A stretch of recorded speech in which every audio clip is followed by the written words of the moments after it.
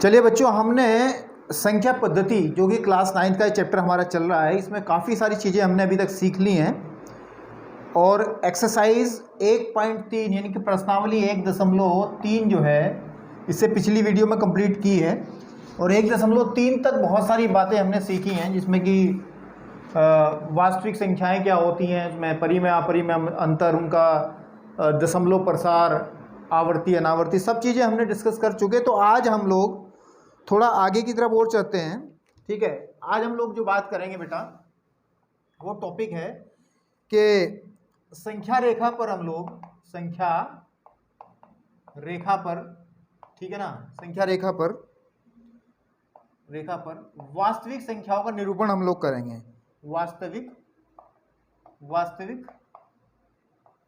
संख्याओं का, ठीक है, संख्याओं का हम लोग क्या करेंगे बेटा, निरूपण, मतलब उनको प्रदर्शित करेंगे संख्या रेखा पर। ठीक है, एग्जाम के लिहाज से ज़्यादा खास टॉपिक नहीं है, लेकिन कॉन्सेप्ट के लिहाज से आपको चीज़ें सब आनी चाहिए। किताब के अंदर जब हैं तो आपके सिलेबस में अगर है तो आपका फ़र्ज़ बनता हो सब सीखनी है।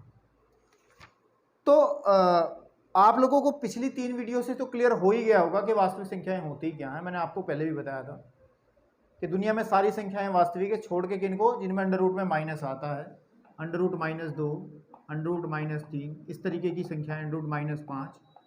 तो ये सभी संख्याएं अगर छोड़ दिए जाएंगी, ये सारी की सारी काल्पनिक होती हैं। इनको छोड़ करके जितनी भी संख्याएं हैं, प्राकृत संख्याएं हैं, वास्तविक हैं, ये भी रियल हैं। पूर्ण संख्याएं हैं, वास्तविक हैं। परिमेय संख्याएं हैं, वास्तविक हैं। अपरिमेय संख्याएं हैं, वास्तविक हैं। जितने भी पूर्णांक हैं सारे वास्तविक हैं। बिल्कुल ठीक बात है। तो हमारे पास आज का जो टॉपिक है बेटा, आज का जो टॉपिक है वो हम लोग बात करेंगे कि इनका निरूपण, वास्तविक संख्याओं का निरूपण जो है कैसे करते हैं। वैसे कुछ संख्याओं का निरूपण आप इजीली कर सकते हो। मान लिया आपको दे दिया जाए, जैसे कि सिंपल नंबर्स दे दिया जाए, प्राकृतिक संख्याएं दे दी जाए आपको 1 2 3 4 5 6, आप आसानी से कर पाओगे। संख्या रेखा, ये अगर हम संख्या रेखा की बात करें बेटा, इस पे अगर हम यहाँ से 1 2 3 4 5 6 7 ऐसे ही आपके पास में आप इजीली कर लोगे। पूर्ण संख्या को भी आगे से पीछे की तरफ बढ़ाएंगे, 0 लेंगे, पूर्ण संख्या बन जाएंगी। इसको इधर की तरफ लेके आएंगे, -1 -2 -3, तो ये पूर्णांक बन जाएगा। मतलब प्राकृतिक, पूर्ण, ठीक है ना, और पूर्णांकों को हम इजीली प्रदर्शित कर सकते हैं। बात आती है परिमेय संख्याओं की। तो परिमेय संख्याओं को कैसे प्रदर्शित करते हैं वो भी हमने बताया था। ये सारी परिमेय संख्याएं हैं वैसे, और इनके बीच में भी बहुत सारी परिमेय संख्या आती है। अगर किसी भी खंड को उठा लिया जाए, जैसे 3 से 4 के बीच में हम लोग बात करें अगर, तो इसमें भी असंख्य संख्याएं होंगी, जो कि हमारी क्या होंगी, बहुत सारी संख्याएं होंगी, यानी कि परिमेय संख्याएं होंगी, और हम लोग इसको इस पर रिप्रेजेंट कर सकते हैं। आज हम लोग कुछ अलग तरीके की संख्याएं, मतलब होंगी तो वास्तविक ही। इसमें एक एक्सरसाइज में क्वेश्चन है, मैं वहीं से क्लियर करूंगा आपको। जो प्रश्नावली आपकी बेटा, प्रश्नावली जो है आप लोग अपनी बुक में अगर देखिएगा तो 1.4 में मात्र 2 क्वेश्चन है। पहला क्वेश्चन कह रहा है कि उत्तरोत्तर आवर्धन, ये चीज सीखनी है। उत्तरोत्तर आवर्धन, अभी समझाऊंगा क्या चीज है ये आवर्धन, ठीक है ना। उत्तरोत्तर आवर्धन करके हम लोगों को, उत्तरोत्तर आवर्धन करके हम लोगों को संख्या रेखा पर, ठीक है, 3.765 को क्या करना है, निरूपित करना है, को दिखाइए, को देखिए का मतलब देखना है, और देखेंगे तो तब जब हम इसको बना लेंगे, है ना। तो इसको हम लोगों को संख्या रेखा पर प्रदर्शित करना है, और इसको प्रदर्शित करने की जो विधि है उसी को हम लोग कहते हैं उत्तरोत्तर आवर्धन विधि, या अंग्रेजी में इसको कहा जाता है उत्तरोत्तर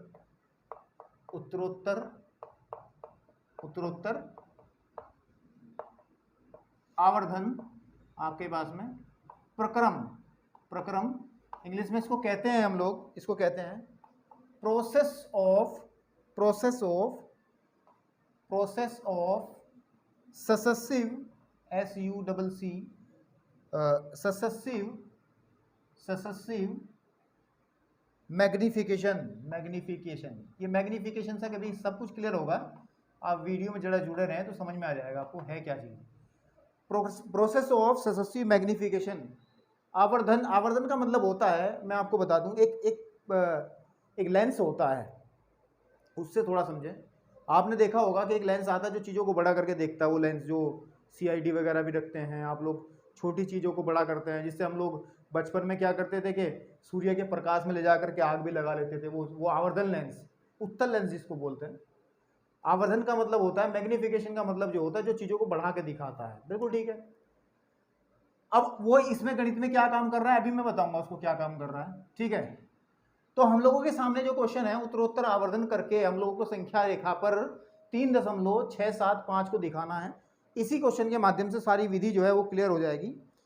तो इसके लिए मुझे थोड़ी जगह चाहिएगी, तो मैं इसको रफ कर रहा हूँ। अभी सिर्फ मैं क्वेश्चन लिखा है उसको आप बुक में देखिएगा, मैं इसको पूरे को रफ कर रहा हूँ। और याद रखें ये वीडियो नंबर 5 है, वीडियो नंबर, ठीक है, आपके पास में ये 5 है, 4 वीडियोज़ हैं वो आपको डिस्क्रिप्शन में मिल जाएंगे। चलिए मैं रफ कर रहा हूँ और क्वेश्चन को सॉल्व करते हैं फिर, ठीक है, कैसे इसको उत्तरोत्तर आवर्धन विधि से हम लोग करते हैं।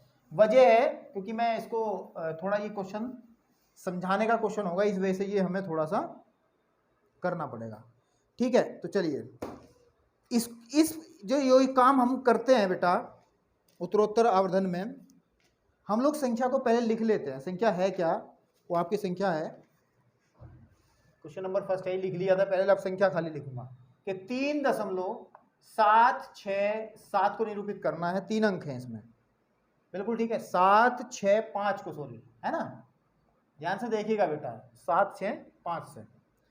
तो हम लोग क्या करते हैं, एक लाइन बनाते हैं, एक संख्या रेखा बनाते हैं, बिल्कुल ठीक बात है। और उसमें जैसे कि हम लोग क्योंकि प्लस में है तो हम लोग यहाँ से शुरू करते हैं, 0, यहाँ पे 1 आ जाएगा, और आपके पास में बेटा यहाँ पे कितना आ जाएगा, यहाँ पे थोड़ा दूरी पे लिखेंगे क्योंकि थोड़ा ये पॉइंट में है, तो हम लोग यहाँ पे 1 लिखते हैं, यहाँ पे बेटे हम लोग 2 लिखते हैं, और इसको हम लोग यहाँ पे 3 लिखते हैं, ऐसे ही, है ना। और 3 के बाद क्योंकि 3.7 है तो ये ऐसे बनेगा नहीं, इसको थोड़ा सा अलग तरीके से बनाना पड़ेगा। कैसे, रुको, थोड़ा यहाँ से देखते हैं, लंबी बनानी पड़ेगी नहीं।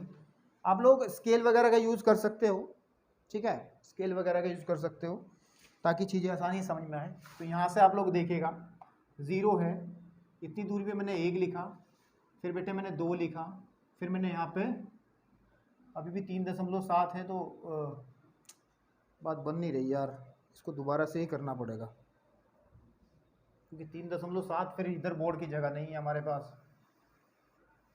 कोई नहीं, हम लोग थोड़ा सा इधर की तरफ 1 से शुरू करते हैं। 0 इधर है तो मान लिया 1 यहाँ पे है, 2 यहाँ है, और बेटे 3 यहाँ पे आ गया, है ना, और 4 कहीं को यहाँ जाके आएगा आपके पास में।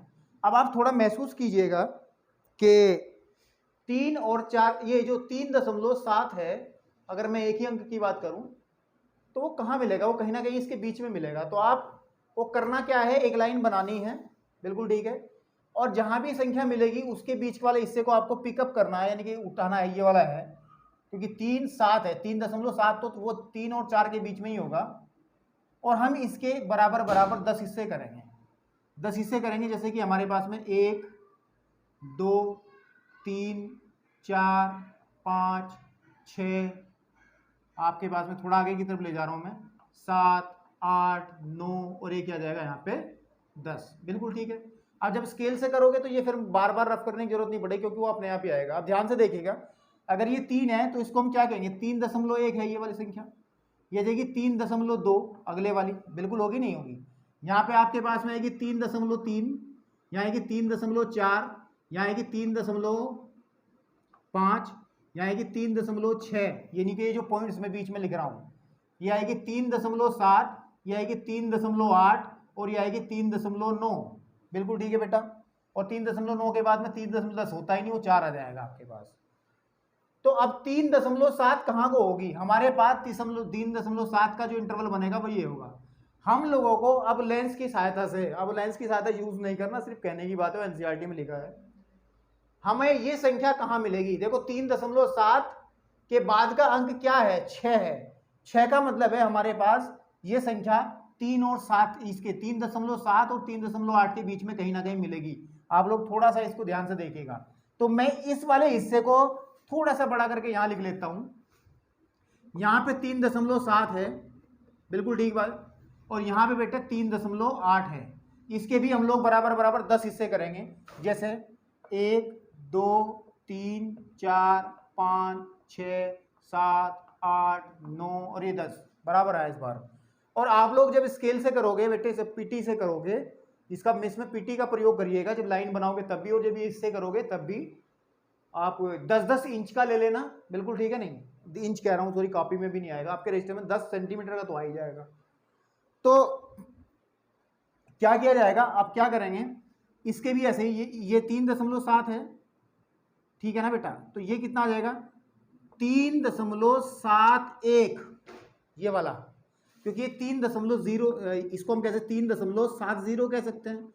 ये वाला आएगा 3.72, ये आएगा 3.73, ये आएगा 3.74, ये आएगा 3.75, ये आएगा 3.76, ये आएगा 3.78, बिल्कुल ठीक है, नहीं 7 सॉरी 7, ये आएगा 3.78, ये आएगा 3.79, और ये आ जाएगा 3.8, यहाँ पे है ही है, आप इसको कह सकते हो, बिल्कुल ठीक बात है। अब आप देखिएगा, हमने 2 अंकों तक बात कर ली, तो यानी कि अब संख्या ये कहाँ मिलेगी हम लोगों को, 3.76, 76 का मतलब ये वाला हिस्सा आपका बनेगा बेटा, इसको अब इसको उठा लीजिएगा यहाँ से, है ना, क्योंकि 5 है वो भी तो दिखाना पड़ेगा ना। तो अब हम उठाएंगे, तीसरी लाइन बनेगी आपके पास में, इस कोने पे हम लोग लिखेंगे 3.76, ये वाला, यानी कि इस हिस्से की हम लोग बात करेंगे, इसको हम मैग्नीफाई करके देखेंगे, जो थोड़ा सा आपको मैं डार्क करके दिखा रहा हूँ, ये वाला हिस्सा, और इसमें हमने किसको डार्क किया था, ये वाला जो हिस्सा था, ये वाला, ठीक है बेटे, ये वाला, ठीक है ना। और लास्ट में बनेगा 3 दशमलव, क्योंकि हम इस हिस्से की बात करें, 3.77 की। इसको भी 10 हिस्सों में बांटेंगे तो 1 2 3 4 5 6 7 8 9, थोड़ा आगे लेना इसको, है ना, 10 आ गया, 3.77, बिल्कुल ठीक है। अब ये 3.77 है, तो अगला नंबर क्या आएगा 3.761, यह आएगा 3.762, 3.763, नीचे लिख रहा हूं मैं क्योंकि ऊपर ये घिच पिच हो जाएगा, 3.764 और 3.765, 3.766, 3.7 आपके पास में 67, बिल्कुल ठीक बात है। और यहाँ पे लिखेंगे 3.768 और 3.769 और फिर 3 ये आपके पास में 7 आ ही जाएगा। तो अब हमारी संख्या है कौन सी, 3.765, कहाँ पे पड़ेगी, ये पड़ेगी आपके पास में, ये पड़ेगी ये वाली। अब हमने इसकी एग्जैक्ट लोकेशन देख ली, वो ये है, यहाँ पे इस वाले को कहेंगे हम, ये संख्या कौन सी है 3.765। तो ऐसे करके आपको, ऐसे अलग अलग लाइन बना करके आपको क्वेश्चंस को करना है, ठीक है, इसको करना है, ठीक। और याद रखिएगा जितने दशमलव के आगे अंक होंगे लाइनें उतनी ही बनानी है आपको। इसमें देखो 1 2 3 अंक थे तो 3 लाइनें बनी। मैं एक बार और क्लियर कर देता हूं कि सबसे पहले आप लोग इसको पूरी बड़ी लाइन बनाएंगे और फिर ये देखेंगे कि पहले अंक को कहां पड़ेगा। पहला अंक जो है 3.7 आप मान के चलिएगा, तो 3.7 3 और 4 के बीच में होगा। 3 और 4 के बीच के हिस्से को आप लोग बराबर 10 भागों में बांटोगे, 1 2 3 4 5 6 7 8 9 और ये 10 बार, ठीक है। इसका प्रयोग, इसको करते समय आप लोग पटरी यानी कि पीटी स्केल का प्रयोग करिएगा, तो आपको ज्यादा आसानी रहेगी बराबर भाग करने में, ठीक है। उतना करने के बाद में फिर हम 3.7 को देखेंगे, पहले किसको देखेंगे 3.7। 3.7 हमारा यहाँ है। अब 3.7 का अगला अंक क्या है 6 है, इसका मतलब 3.7 एग्जैक्ट आंसर नहीं है, हमें इससे आगे चलना पड़ेगा। और इससे आगे चलने का मतलब है हमारे पास 3.7 3.8 के बीच का हमें अवलोकन करना पड़ेगा। मैंने क्या करा, एक फिर इसको जूम करके बड़ा करके यहाँ लिखा कि यहाँ पे लिखा मैंने 3.7 और लिखा 3.8। इस 3.7 और 3.8 के बीच के हिस्सों को भी आपको बेटा 10 भागों में बांटना रहेगा। और उसमें दो दूसरे अंक वाली संख्या 6 अंक वाले को पिक कर लेंगे, यानी कि 3.76 को हम पिक कर लेंगे, वो यहाँ पे आ जाएगी। क्योंकि आप इसको तोड़ोगे तो ये 3.71, 3.72, 3.73 ये ऐसा आता चला जाएगा, मैंने अभी क्लियर किया है। उसके बाद में हमें जब ये 5 अंक यानी कि ये पूरी संख्या देखेंगे, आपको पता है कि 6 यहाँ आ जाएगा, 3.76 यहाँ आ जाएगा, लेकिन 7-6 एग्जैक्ट पोजीशन नहीं है, हमें चाहिए 6-5, तो थोड़ा सा आगे होगा तो हम इस हिस्से को उठाएंगे और बड़ा करके इसको यहाँ लिखेंगे। फिर वही काम करेंगे, 3.76 है और 3.77 को फिर से हम 10 हिस्सों में बांटेंगे और फिर हमारा एग्जैक्ट नंबर आपको मिल जाएगा। तो ये क्वेश्चन जो है बहुत आसान है। इसी तरीके से इस एक्सरसाइज का दूसरा क्वेश्चन भी है, उसने कहा है कि 4.26 के ऊपर बार है, तो इसको हम लोग कहा है उसने 4 दशमलव स्थानों तक, ये तो ये आसान है, इसका जो मतलब बनेगा वो 4.26262626। आप कहोगे गुरुजी इसमें तो बहुत सारी संख्याएं बनानी पड़ेंगी, नहीं, उसने खुद ही कह दिया है, सवाल में आप पढ़ोगे कि मात्र दशमलव के 4 अंकों तक, इसका मतलब इतने हिस्से की हम लोगों को बात करनी है। जैसे इसमें 3 दशमलव के रूप में, मतलब 3 दशमलव के 3 स्थान तक की हमने बात की थी, तो इसमें 4 स्थानों का मतलब इसमें 4 लाइनें बनेंगी आपके पास में, वो आपके लिए होमवर्क है। और एक खास बात हो रही है, एक एग्जाम्पल्स भी है, उसको भी आप करिएगा, ठीक है।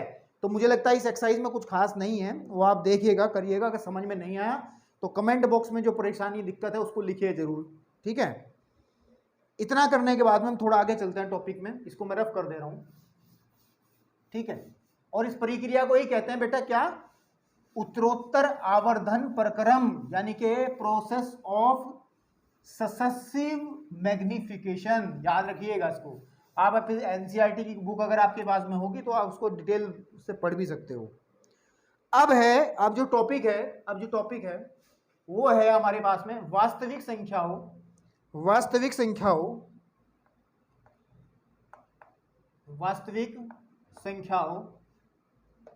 ठीक है बेटा, वास्तविक संख्याओं पर संक्रियाएं। ये क्या चीज है अभी समझाते हैं। पर संक्रियाएं बहुत इंपॉर्टेंट टॉपिक अब आ रहा है, इसमें से सवाल बन जाता है, ठीक है। इसको हम खत्म करते हैं आज ही, फिर एक्सरसाइज में चलेंगे, ठीक। संक्रियाओं का मतलब क्या है, अब हम लोगों को जो संक्रियाएं हैं वास्तविक संख्या की, जैसे कि जोड़ना हो गया, घटाना हो गया, बिल्कुल ठीक है, गुणा हो गई, भाग हो गई, आपके पास में वर्गमूल ज्ञात करना हो गया, ठीक, इस तरीके की वर्ग ज्ञात करना हो गया, इस तरीके घन ज्ञात करना हो गया। हम उन संक्रियाओं के बारे में थोड़ा अध्ययन करेंगे इस चैप्टर के अंदर, बिल्कुल ठीक है। अब करना क्या है, सबसे पहले हम लोग बात करें कुछ एग्जाम्पल्स हैं, जैसे एग्जाम्पल्स हैं आपके पास में, एक मिनट जरा किताब उठा लूँ जरा मैं, ठीक है, ओके। जैसे उदाहरण नंबर आप लोग अपनी बुक में अगर देखिएगा बेटा, उदाहरण नंबर 12 है, और 12 में कहा गया जांच कीजिए कि 7√5, फिर है 7/√5, बिल्कुल ठीक बात है, फिर है √2 + 21, फिर है π-2, ठीक है। नहीं, अपरिमेय है या नहीं, हम लोगों को ये जांच करनी है। सवाल को समझ लीजिए, अब इसके बारे में बात करेंगे थोड़ी देर में, ठीक है। आपके पास में कि ध्यान से देखिए कि ये भी एक संख्या है, कोमा लगा है बीच में, ध्यान से देखिएगा, 7√5 है, 7/√5 है, ये √2 + 21 है और π-2 है। ये बताना है क्या ये अपरिमेय संख्या है या नहीं है। तो इसको देखने का तरीका यही है। अगर मैं 7√5 को लूं, इसमें बेटे √5 एक अपरिमेय संख्या होती है, तो 7 गुणा √5 का जो वैल्यू होता है वो 2.236 ... और ध्यान रखिएगा ये आता है आपके पास में अनावर्ती, यानी कि इसकी अशांत अनावर्ती या अनवसानी अनावर्ती ये है, ये जो √5 का जो मान है। तो जब इसकी मैं गुणा करूंगा तो ये भी तो कैसा आएगा, ये भी तो आपके पास में अनवसानी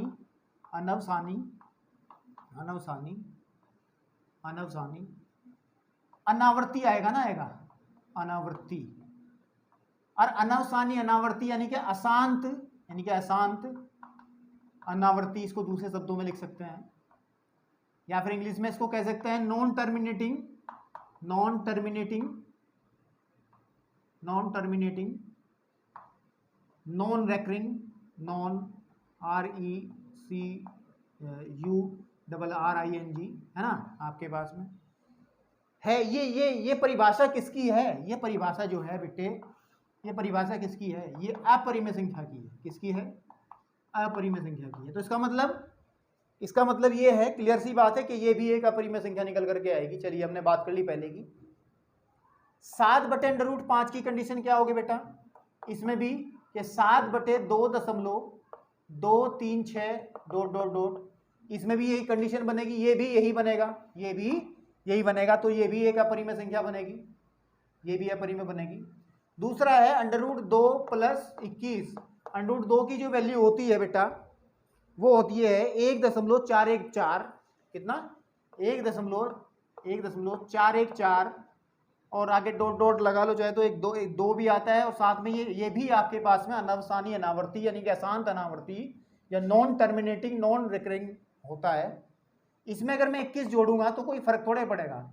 आंसर क्या आ जाएगा आपके पास में? यह जाएगा 21 और 22.414(2) ... डॉट डॉट डॉट। तो ये भी आपके पास में क्या है? अनवसानी अनावर्ती यानी कि नॉन टर्मिनेटिंग नॉन रिकरिंग है। तो ये भी एक अपरिमेय संख्या रहेगी। बात करें पाई माइनस 2 की, तो पाई-2 पाई क्या होता है? पाई तो एक अपरिमेय संख्या है और इसकी जो वैल्यू होती है वो 3.14, कितना? 3.1415 ऐसे डॉट डॉट डॉट होती है। ठीक है आपके पास में तो इसमें से अगर मैं 2 घटाऊंगा तो कितना आएगा? 1.1415 डॉट डॉट डॉट। और ये भी कैसा है? ये भी आपके पास में अनवसानी अनावर्ती यानी कि अशांत अनावर्ती या फिर नॉन टर्मिनेटिंग नॉन रेकरिंग है। तो ये भी एक अपरिमेय संख्या है। तो ये हमें क्लियर है कि हमारे पास में ये क्लियर है। हम इससे क्या रिजल्ट निकाल सकते हैं? इससे हम क्या रिजल्ट निकाल सकते हैं अभी बात करेंगे। तो मुझे लगता है ये क्लियर हो गया होगा। अभी थोड़ा सा इसको रफ कर रहे हैं इसको, क्योंकि एग्जाम्पल 12 जो है वो कंप्लीट हो चुका है। हम लोग चलते हैं एग्जाम्पल नंबर 13 की तरफ। ठीक है, और इसमें लिख सकते हैं कि ये सभी अनवसानी अनावर्ती दशमलव हैं, अतः ये अपरिमेय संख्याएं हैं। एक लैंग्वेज लिखी जा सकती है जो कि एनसीईआरटी के एग्जाम्पल में लिखी है। ये सभी अनवसानी अनावर्ती दशमलव हैं। ठीक है बेटा, अतः सभी अपरिमेय संख्याएं हैं। तो मुझे लगता है क्लियर हो गया होगा। ठीक है, इसको हम ज़्यादा डिटेल में नहीं जाएंगे अभी, सिर्फ इतना ध्यान रखिएगा। चलिए इसको मैं रफ कर दे रहा हूँ, एग्जाम्पल आपकी बुक में भी है। ठीक, चलिए अभी अच्छा हम पढ़ रहे हैं वास्तविक संख्याओं की पर संक्रियाएं। तो जो अभी मैंने बात की है इसमें ये सब जितनी बातचीत हुई है, अपरिमेय संख्याएं भी तो वास्तविक संख्या ही होती हैं। तो हम लोग अभी बात करेंगे थोड़ा और। उदाहरण नंबर 13 की बात करते हैं। 13 में है कि 2√2 प्लस 5√3 और √2 माइनस 3√3 को हम लोगों को क्या करना है? आप लोगों को क्या करना है? जोड़ना है। ये तो छोटी क्लास का सवाल है, जोड़ना है। तो जोड़ने में बड़ी समस्या नहीं आएगी, आप सिंपली जोड़ देंगे इनको कि 2√2 प्लस 5√2 प्लस √2 माइनस 3√3। तो क्या मिलेगा बेटा? क्या मिलेगा? 2 और 5 हो गए 7 और 1 8, 8√2 माइनस के 3√3। तो ये इसका योग आ गया। अब आप देखिएगा इससे क्लियर क्या हो रहा है? आपके पास में? ठीक है, एक हमने गलत उतार लिया सवाल।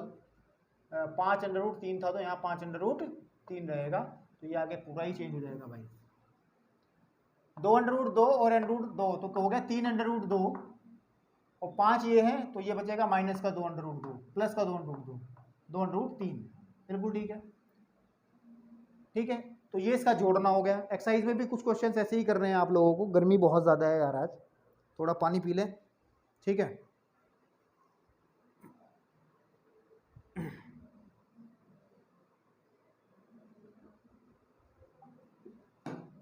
चलिए बात करते हैं। अब उदाहरण नंबर हम लोग बात करें, अगर उदाहरण नंबर 14 की हम लोग बात करें तो 6√5 और 2√5 की गुणा करनी है, क्या करनी है? गुणा करनी है। क्या करनी है? गुणा। तो गुणा कर लें, 6√5 गुणे 2√5 कितना आ जाएगा? 6 दूनी 12 गुणे √5 गुणा √5 5 आ जाएगा, तो 12 पंजे 60 आंसर आ जाएगा। है कुछ? अब तुम कहोगे गुरुजी ऐसे ऐसे सवाल क्यों करा रहे हो? वजह है, अभी मैं बात करूंगा उसकी वजह क्या है, अभी आपसे क्लियर करूंगा। अब उदाहरण नंबर 15 और फिर बात करते हैं। वजह है, इन एग्जाम्पल्स को कराने की वजह है, उस वजह के बारे में भी बात करूंगा। को भाग करना है 2√3 से, ठीक है बेटा, से भाग करना है, तो जब भाग करेंगे तो 8/√15 बटे 2√3 कितना आएगा? 2 4 बार जाएगा ये, और इसको लिखा जा सकता है 4√5 गुणे √3। क्यों? देखना, कि 15 को 5 दिया 15 और आ जाएगा नीचे √3, √3 से √3 कट जाएगा, हमारे पे आ जाएगा आंसर 4√5 आंसर। तो जितना भी ड्रामा हमने किया है 15 एग्जाम्पल तक, इससे हमारे कुछ पॉइंट्स निकल करके आए सामने, और वो पॉइंट क्या है उनको ध्यान से देखिएगा। मैं यहाँ डिस्कस करता हूँ, आपकी किताब में भी लिखे हैं लेकिन मैं बताता हूँ आपको।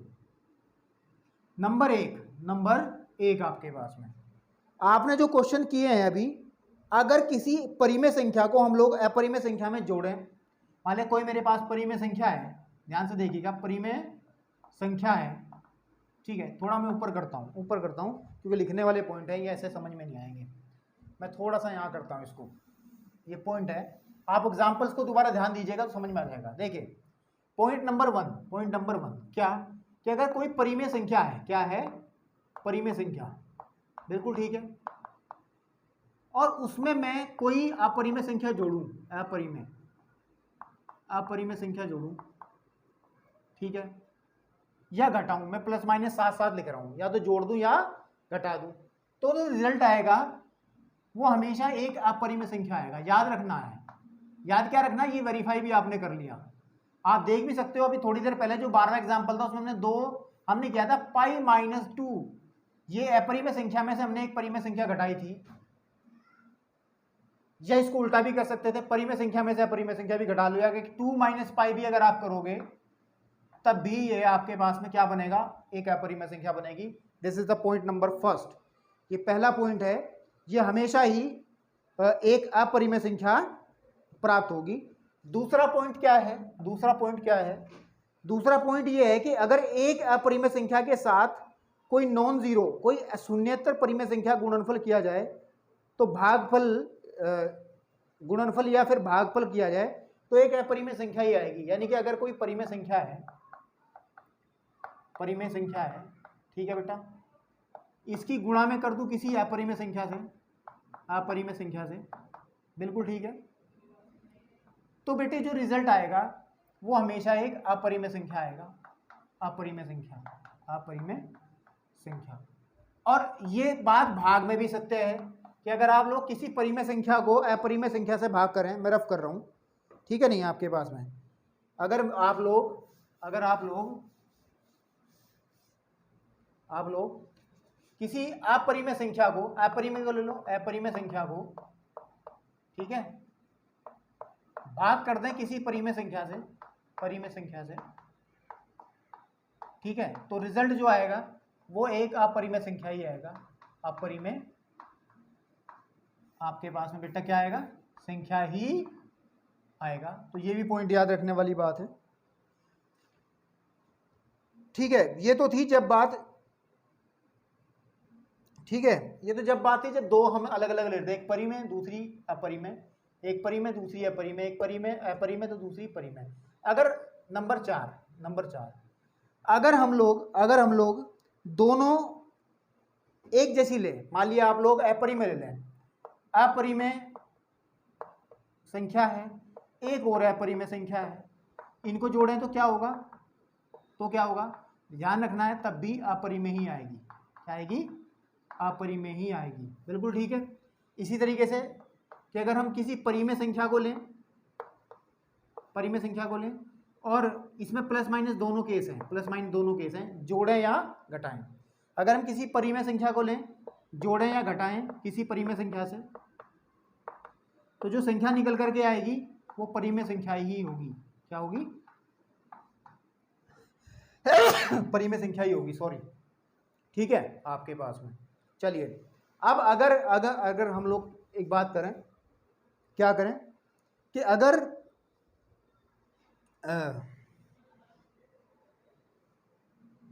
ठीक है आपके पास में ये गुणा वाले केस में भी ट्रू है कि अगर अपरिमेय को हम लोग गुणा कर दें अपरिमेय से, किससे, अपरिमेय से, ठीक है, तो रिजल्ट आपके पास में अपरिमेय ही आएगा, बाकी ऊपर वाले डिस्कस कर ही चुके, अगर परिमेय अपरिमेय गुणा करेंगे तब भी अपरिमेय ही आपको मिलेगा। लेकिन अगर ठीक है, नहीं, गलत कह रहा हूं मैं, ठीक है, हाँ ये मैं गलत कह रहा हूं। फिर अगर अपरिमेय को अपरिमेय से गुणा करें तो यहां पे दोनों केस आ सकते हैं, परिमेय भी आ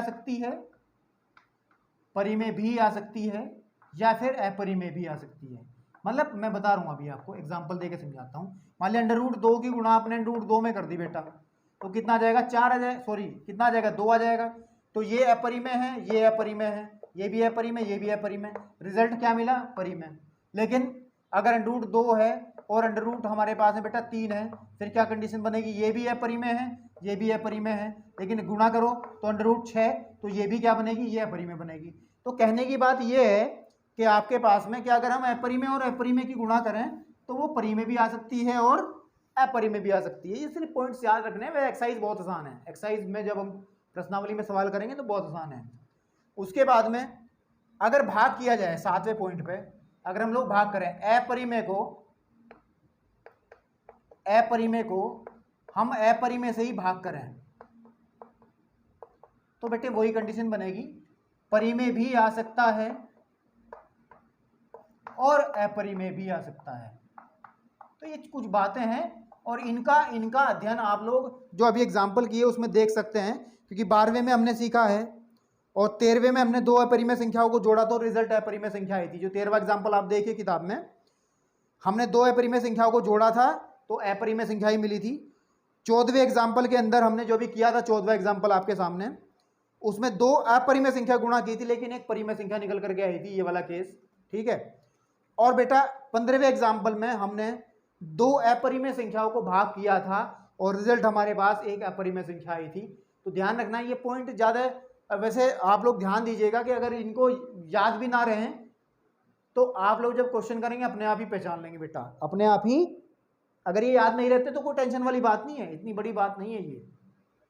जब आप लोग क्वेश्चंस करेंगे तो आप खुद ब खुद ही पहचान लोगे। अगर, लेकिन बशर्ते आपको परिमेय और अपरिमेय संख्याओं की पहचान करनी आनी चाहिए, बस, बाकी और कुछ नहीं है, ठीक है। तो ये आपके पास में कंसेप्ट है, ठीक है। अब इसमें एक हमारे पास बहुत इंपॉर्टेंट मैं एक्सरसाइज में कराऊंगा वैसे इस क्वेश्चन को। अभी हम लोग एक और पॉइंट बात करते हैं, फिर आज की वीडियो यहीं स्टॉप करते हैं। कल की वीडियो में हम लोग इस एक्सरसाइज को ख़त्म करेंगे, यानी कि एक्सरसाइज जो 1.5 है, कल की जो नेक्स्ट वीडियो होगी उसमें आएगी क्योंकि लंबी हो जाएगी वीडियो। अभी हम लोग एक बात करते हैं, एक चीज़ हमारे से है ताकि आप लोग एक्सरसाइज में जा सके, मैं उसके लिए थोड़ा सा काम कर रहा हूँ, आप कर सकते हो। एक होता है बेटा, एक होता है हर का परिमेयकरण, ये चीज़ समझ लेनी जरूरी है। हर का परिमेयकरण ये क्या है कि आपको कोई भिन्न दे दी जाएगी आपको, जैसे कि आपको दे दिया गया 1/√2 है, ये उदाहरण नंबर आपका है बेटा 17, उदाहरण नंबर है 17। इसमें कहा है का हर परिमेयकरण कीजिए, हर परिमेयकरण, हर का परिमेयकरण ठीक है नहीं, परिमेयकरण करो।